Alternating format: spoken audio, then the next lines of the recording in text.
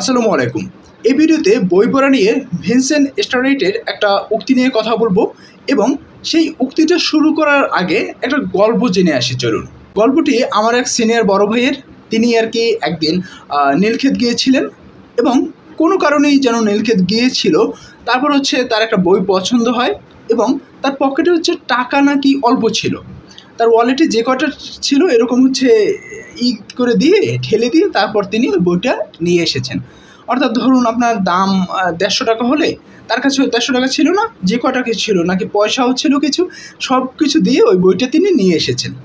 ধরুন ১২০ বা ৩০ এরকম ছিল। আমি অ্যামাউন্টের একটা ধারণা দিচ্ছি, জাস্ট কত ছিল আই ডোন্ট নো।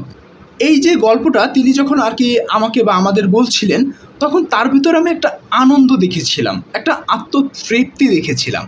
তো চলুন আজকের এই ভিডিওতে যে বিষয়টা নিয়ে কথা বলবো সেই উক্তিটাকে আমরা জেনে নিই। আমরা যখন বই সংগ্রহ করি তখন আমরা আনন্দকেই সংগ্রহ করি। কথাটি বলেছেন ভিনসেন্ট স্টারেট। এই উক্তির মূল বিষয়টা কিন্তু আমি গল্পের ভিতরেই বলেছি। অর্থাৎ কেউ যখন বই সংগ্রহ করে তখন আসলে সে বই সংগ্রহ করে না, মূলত সে আনন্দকে সংগ্রহ করে। কারণ বই কেনার ভিতরে একটা আনন্দ কাজ করে। ধরুন একটা আপনি বই পড়েছেন, ওই বইটার ভিতরে নতুন একটা শব্দ জানতে পারলেন, নতুন একটা তত্ত্ব জানতে পারলেন, নতুন একটা হচ্ছে ঘটনা জানতে পারলেন, যে কোনো হোক। এই যে নতুন একটা কিছু জানার আগ্রহ, এই আগ্রহটার ফলে কিন্তু আপনার ভিতরে একটা আনন্দ বা একটা আত্মতৃপ্তি কাজ করে।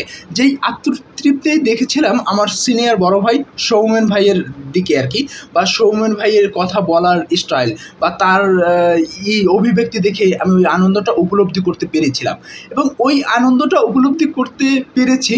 এবং ভিনসেন্ট স্টারেটের এই যখন সংলাপটা পড়ি বা হচ্ছে তার উক্তিটি দেখি, তখন আরও এই আনন্দটা ক্লিয়ার হয়ে যায় আমার কাছে।